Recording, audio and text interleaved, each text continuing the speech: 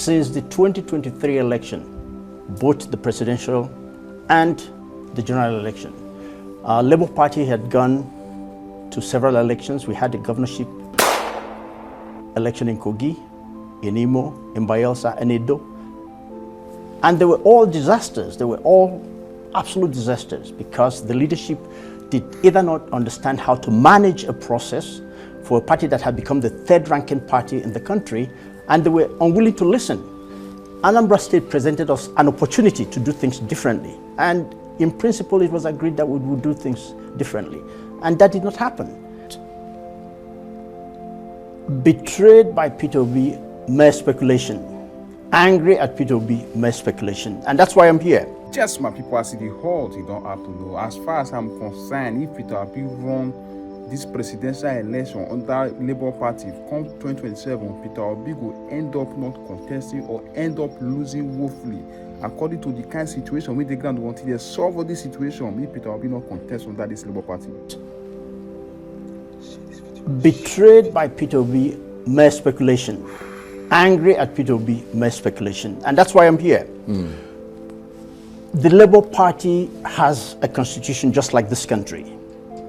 The constitution is the ground norm of the activities of the party. It says what you're supposed to do when you're supposed to do it.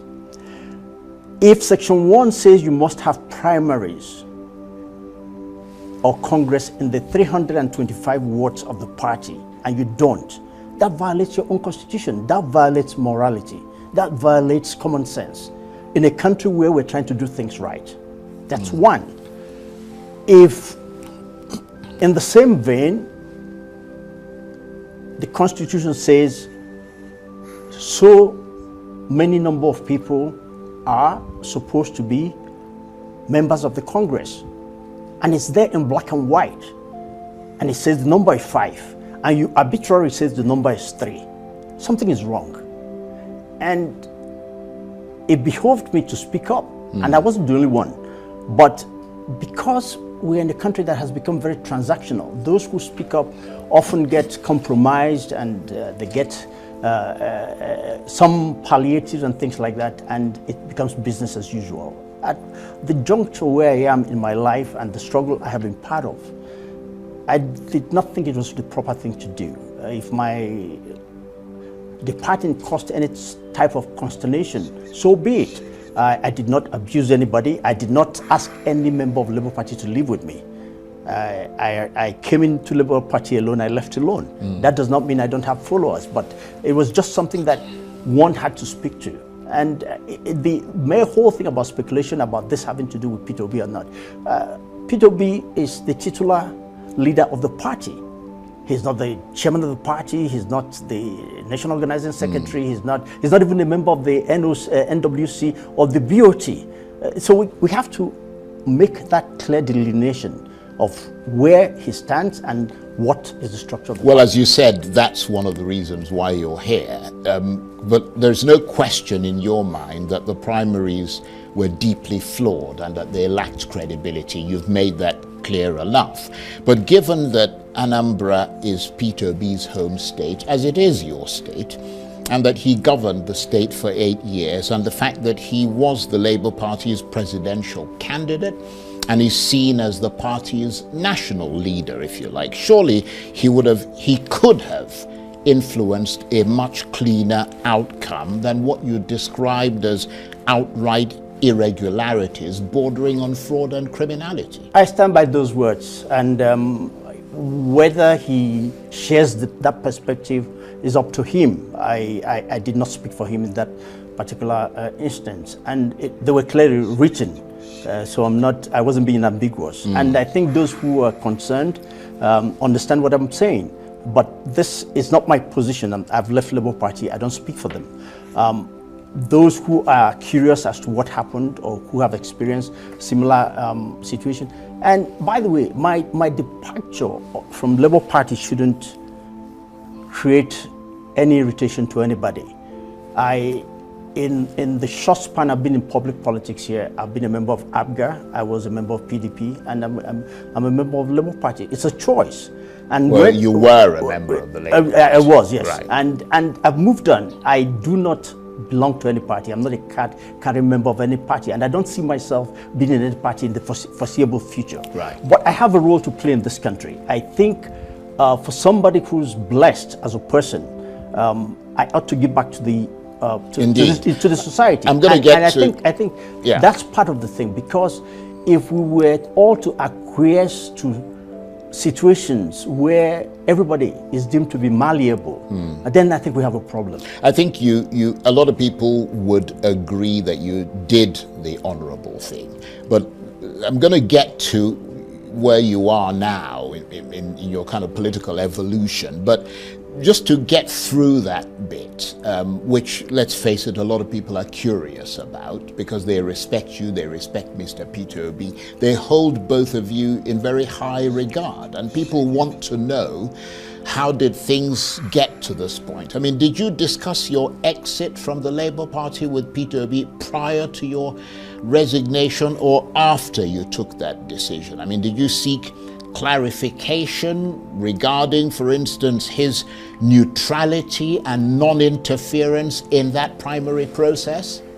Charles, you have to put things in perspective. The party was already embroiled in a crisis. Indeed. The issues at that point were actually before the court. I think they had gone up to the Supreme Court. The night before the primaries, there was a Supreme Court ruling. And I believed that the rule of law should have allowed the party to respect the Supreme Court and decide, even if it meant postponing that primary for a few days until you get a clear interpretation, the CTC, to the Supreme Court. Now, I was not going to be part of a primary, even mere presence, that was doubtful when I was not sure what the Supreme Court ruling was as to who was the leader of the party.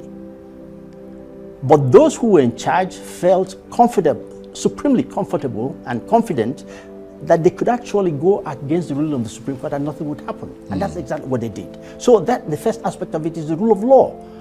And in doing that, they also did not conform fully with the requirements of the constitution of the party. And you know, the funny thing is this. I've had people who say to me, worse things happen in APC, worse things happen in PDP. And my simple question is this: does that make it right? And they said no. I said, so why do you justify something that you know is not happening? After all, the focus of the Labour Party, its bearing, was one that offered a lot of aspiration and hope to Nigerians. And if it would get to the point, because it had internal contradictions, and to the point where they start doing things that were untoward, and then somebody has to call them out on that. Absolutely. Yes. But that's the other aspect that's very important, isn't it? Because, I mean, you were, I don't know if you still are, a key advisor to Peter Obi. He's been engaged for some time in trying to fix the Labour Party. I mean, he said as much himself. It hasn't gone forward. The party isn't coming together. Even after that Supreme Court ruling, the impasse and the splintering appears to have worsened, which is one of the reasons you decided to leave the party. I mean, you gave that as one of your reasons in your letter. Would you advise Peter Obi to do the same sooner rather than later as 2027 draws near? Should he walk away and seek his political fortune elsewhere before it is too late and this growing disaffection consumes the Labour Party along with himself? I mean, what advice would you give him as his political advisor? Charles, it might be a cliche, but you don't tell a master politician whether he wants to eat his eggs sunny side up or boiled. Peter Obi has numerous advisors, both formal and informal. I just happen to be one of them. And I'm sure he gets good counsel. There's an inherent danger that if he decides to walk away from Labour tomorrow, people will say, he left ABGA, he left PDP, now he's leaving Labour. And I think he's done his utmost to try to reconcile the internal contradictions. And we've all contributed to that. Now, it takes two to tango. I would think that in a party that is a family, every family has its own squabbles. There comes a time when somebody will say, for the sake of the country, for the sake of the party, let's shed the swords and talk honestly. You've gone all the way to the Supreme Court. If the Supreme Court decision does not satisfy the requirement, and I think I said that in my letter, in my explanation, that the crisis has gone beyond what could be adjudicated by the court, by morality or by arbitration, because some people have just dug in. Labour Party belongs to them, and every other person who's on our side, and that includes P2B, by the way, can play their own game, or you can take a hike. I decided to take a hike. I've got nothing to lose. I've invested a lot in Labour Party. I've invested a lot of politics. But there comes a time when you must stand up to the counted, and that's all there is to it.